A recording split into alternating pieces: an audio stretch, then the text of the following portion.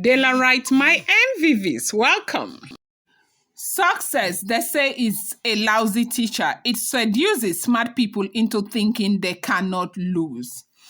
We got a report again that, since Oletik got into the palace, that it's been a lot of drama, buzz.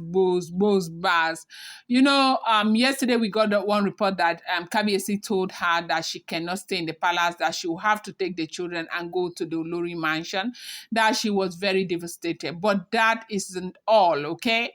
They said that that very night, that was on Sunday night, and the event took time and ate into the night. So before the Ooni of Ife left the palace that night to go pick Olori Naomi so they can leave, that Oletik had gotten into the palace and, had prepared herself everything to come and spend some time with the Ooni of Ife. That the Ooni of Ife told her that she cannot stay in his chambers. And they said she was devastated. She broke down completely. She was crying, that she has been out of the palace for over 9 months right now, and that it's only fair for Kabiyesi to allow them spend time together, get to talk and all of that, that she misses her husband so much. That what was Kabiyesi saying? What was it that meant by Kabiyesi telling her that she couldn't sleep in his chambers, that I am your wife and all of that? Now, whatever it is that is going on between Oletik and Kabiyesi is something that I do not know, because the last time I checked, this lady had 2 kids for the Ooni of Ife. Is it this back and forth movement with Olori Naomi? Because one thing I noticed that these women do not realize is that if you are against Olori Naomi, the Ooni of Ife is going to be against you. Look at the kind of relationship that the Ooni of Ife shares with Dr. Elizabeth. I want to believe that they share that kind of relationship because Dr. Elizabeth is always on the side of Olori Naomi. And I want to think that this is something others can also adopt to make their stay in the with the Ooni of Ife, either in the palace or outside the palace, livable.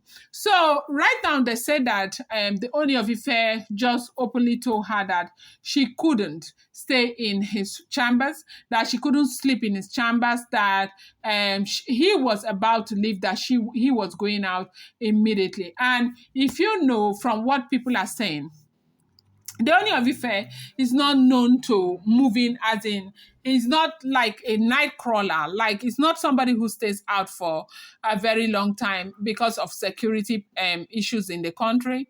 But though, if there are events, he stays till night. And maybe when he's traveling, he could go at night. But to say that Ooni of Ife is that person who will get up by 10 o'clock and say he is going somewhere, it's not. But they said it was really a surprise that around 10 that night, he left, and they said he went and to meet Olori Naomi. I don't know, he travels in his private jet, so you can never tell. The private jet doesn't get to Ife, but I don't know. They say it's in one of those airports around the Yoruba region. Is it Ilori? I don't know which people have an airport there. That the private jet is always there, so he will leave. And we heard that he left that night and he went to Lagos, where they said he had spent time with Olori Naomi in their private resort around Lekki. And they said this really devastated Oletik cried. That night they said she was crying. She cried so much. It was the mother and the aunt who are very close to her. They were the ones holding her. That she cried and cried and cried. That ever since she had the kids and everything she asked Kabiyesi would not give.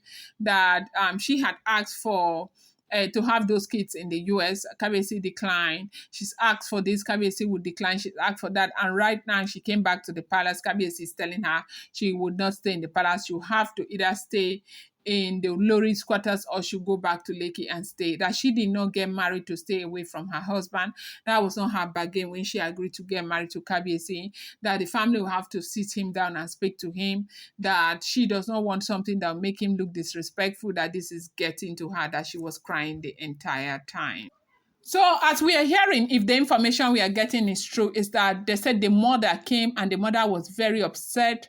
The mother was saying it's not fair that nobody asked Kabiyesi to go and marry them, and especially Oletik. Oletik is a young girl. Oletik deserves to be treated right. Oletik deserves to be with her husband. Oletik deserves to be loved. Oletik has gone through a lot.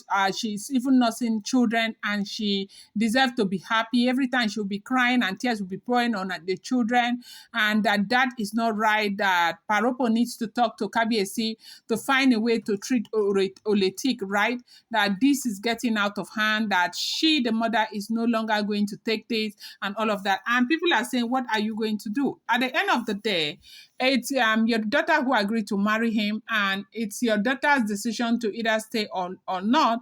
But for you to come and be talking as if you have a choice or there's something you can do about this situation, that there is absolutely nothing you can do. The thing is that you know that under a normal circumstances, this lady has not been with Kabiyesi for a very long time. She is supposed to embrace her. She's supposed to spend time with her. They get to talk and all of that. But why he doesn't want to do this is something that is best known to the man. You know that he has gone through a lot.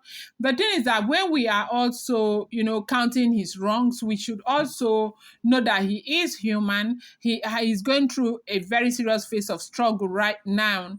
And if there are things that he is not doing right, it is because he is human. They say that this family have been very, very upset with him, and making this girl feeling as bad as she's feeling. But other wives are in Olori mansion. I feel like if he would allow this one stay inside the palace, that might be a problem. And again, you do know that for everything that Kabiyesi does things that he is sure that Queen Naomi will not frown over.